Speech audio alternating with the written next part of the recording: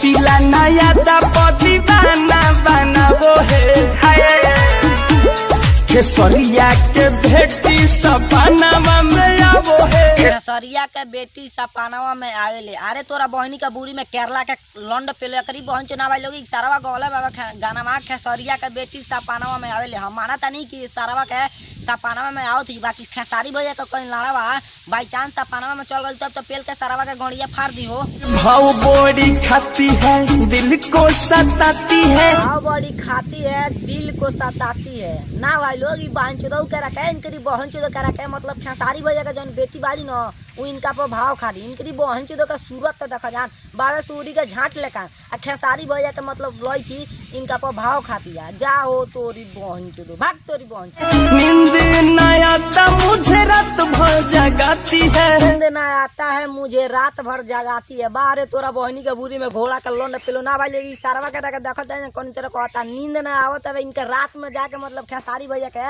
लड़की जगावत रही। जाओ तोरी बहन तार बहन दो अपना मौसी से एक बार ना पूछ लो कि ये मौसी हम जाग जाई कि ना जाग जाई तोरी बहन चुदू। हमारा से दिल हमार मन को लुभाती है, हमारा से दिल हमारा मन को लुभाती है। अरे तोरी बहन चुदो शुकर मनावा अभी खेसारी भैया गमाइल बड़ा जौन लो ना तो जहिया अपन लाड़ के जगौले तारा गाँव में घुसौले न उतने में तार गड़िया फाट के चिरा जाइयो तोरी बहन चो ना भाई लोग सारा मतलब एक दिमाग देखा जाए एक सोच देखा जाए कितना बुरा बा भोसड़ी वाला के मतलब खेसारी साल के लड़की 1 साल के बहुत हो 8 साल 10 साल के एक बहन चो इनकर मन के लूह उड़ावत या दुका करत या नींद कर नहीं देख ला बड़ा तोरी बहन चो कहीं जाके तारा मुँह पेशाब कर दो तब तो तार बहन चो घोड़ा निकल जाई हो। उसके बेटी के ऊपर किसी ने गाना गाया है कि फलानवा के बेटी सपनवा में आवेली।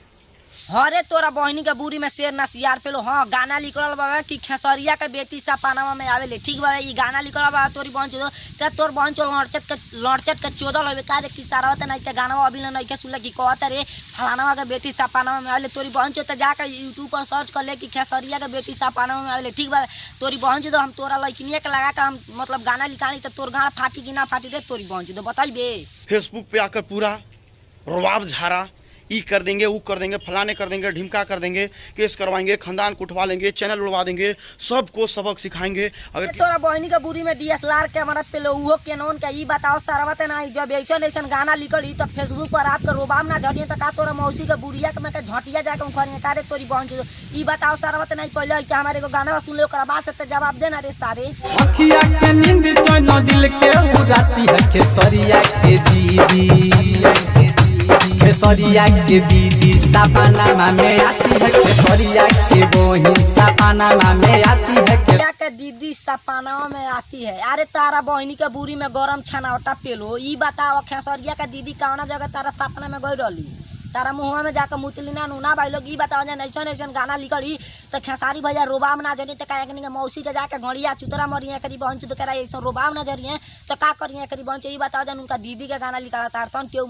करी बहन चुत कहन गो बाड़ा सन बहन चुतवा सॉरी मतलब भोसड़ी वाला बाड़ा सन की कह तारा सन जानता रहे कौन चीज कि खेसारी लाल गाना लिखल रहा है कि चाची के बाची सपनावा में आवेली या फिर से दुकान गाना कहता तो रंग डलवाई के बदल गई काजल ये तोरी बहन चुत गई है स्टार वाला तो गई है तो उनका गाना तो कहीं फेमस हो जाए तोरी बहन चुत बाकी तनिक पांगा मसलो तो उनका से ना तो नांगा कह के पीलिए कहियो। किसी ने मेरा फोटो यूज किया किसी ने मेरा नाम यूज किया तो उसको यहाँ से लेकर वहां तक घसीटेंगे 10 लाख 20 लाख 50 लाख जितना रुपया खर्चा करना होगा करेंगे लेकिन सबको सबक सिखाएंगे। तोरा बहनी के बुरी में सुअर का झाट पिलो तो कहियो 10 लाख रुपया गिनले बाड़े चाहे देखले बाड़े चाहे 10 लाख के एगो नोट देखले बाड़े रे तोरी बहन चुत की खेसारी भैया के पांगा लगे के कहता रे तोरी बहन चुत ई बताओ जानते रे कहियो पेल नहीं दौड़ा के नांगा तो फाट जाई तार बहन चुत तार गणिया। तो सबसे पहले हम चूतिया किस्म का गायक से कहना चाहते हैं,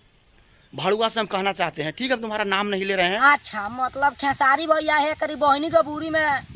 लंड पेलो खेसारी भैया एक मतलब भड़ुआ लगाता अरे तोरी बहन चो कुछ दिन के बाद नूते उनाई के लावा दका पियले होके तो सारा तो यूट्यूब पर आई लोग एकरी बहन चो 2-3 गो बाड़ा सन छुछुनर के चोदल बहन चो कहता तो कि खेसारी ला लिट्टी चोखा बेच के स्टार भइल दिल्ली में लिट्टी चोखा बेच अरे सर वो कुछ बेच के भइल बाड़े नु तो अनियो के सारा जाकर मुठ मार के बन जासन दिक्कत कौन चीज के बा। तुम घंटा कबार लेना हम तुम्हारा नाम नहीं ले रहे हैं। अरे तोरा बहनी के बुरी में हाथ था लन पेलो हम तोर नाम नहीं खिले ठीक बात तेहू मत चिड़िए रे सारा बात तुम्ही को कर रहे हैं। भड़ुआ एक भड़ुआ है जो कि भोजपुरी को नाच दिया है। भड़ुआ मतलब खेसारी भैया भड़ुआ वाले भोजपुरी इंडस्ट्री के नाच दिले बाड़े आ तू का अपना मौसी के बुढ़िया में का झटिया जाके उखाड़ता रहो का हो तोरी बहिन चोदो। ने गाना गाया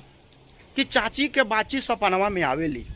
उस गाने के बाद से विवाद हुआ। ची के बाची सपनवा में आवेली ओये कहना करी बहन चोदो ओये कहना सरवा आई कहना रे तारे तना ई बताओ विवाद भइल तो तोर कहाँ गाड़ा फाटता उ विवाद करस चाहे पेल का अपन लाड़ा फारसता है अपन लाड़ा तुरस तोर कहाँ गाड़ा फाटता सारे तना तोरो पेलवा के मन में चल जा हमारा लागे सारे तना चाहे चलिए कब हवेली पर दौड़ा के ना पेल लनी तो हमरो नाम ना श्याम नंबर 1 तोरी बहन। कितना चैनल बंद करवाओगे रे? 1000 चैनल बनेगा। कितनों लोग के मुंह शांत करवाओगे रे? 1000 लोग आएंगे। देखते हैं जब यही करना है तो पेल का मुआ देश तो अपन मौसी का 1000 बेर कह देबो तार मौसी 1000 बेर पैदल ले लिए तोरी बहन का बूढ़ी में लंड गाता है कि दाल गले न दे बबुआन के तू जान हवा हिरान के, ठीक करता है। वही कहना सरवा तना रे होई कहना ई बताओ तो तोनी के गाना कहाँ फटता खेसारी भैया कोनो गाना गाओ तो तोनी के सरवा ई पहले देख के जरत तन की खेसारी भैया अब आगे ना तो ठीक बा शुक्र बनाओसन कि उ छोड़ा तरह जब सुनब जे ना तो निमन निमन आदमी के गाना पेल के फाड़ देले बड़ा बकिवा बाजन तोनी के सरौलो टेंशन मतलब जन कुछ दिन के बाद तोहनियो के गाना फाड़ता छोड़ के जादो जी मरद असली और जाके बाबू साहब से फंसली। बाबू साहब नकली मरद होते हैं रे। बाबू साहब नकली मरद होला ठीक बा बाबू साहब कलना जल्दी से खाड़ा ना होला रे सरवा तना वही से खेसारी भैया ऐसन ऐसन गाना लिखावे कहाँ से कि बाबू साहब के कहीं खेसारी भैया लाड़ा देखलो रे सरवा तना तोरा कुछ बुझाता। बाबू साहब का इतिहास है हमारा झाट है रे तोरी बहन चोदो। रघवानी पे गाना गाता है बदल गई काजल, उस समय तक ठीक था रे, तुमको ध्यान में नहीं था कि तुम्हारे घर में भी तुम्हारी जवान बेटी है। तुम तोरी बहन चोदो आनर के चोदल ओकरा खेसारी लाल के कोनो बेटी ओटी अभी पैदा ना भ रहल सन ओ से ही गाना में कुली गा दल रे सारा बात नहीं साथ ते बुरबा कर गेल सारा बात नहीं तो के चोद चोद के समझावत नहीं तो वो सारा बात नहीं अपन दोगलई छोड़त नहीं थे। तुम्हारी औरत है, तुम पे भी कोई गाना गा सकता है। अब वो दिन जब नजदीक आ गया तो तुम्हारा फटने लगा।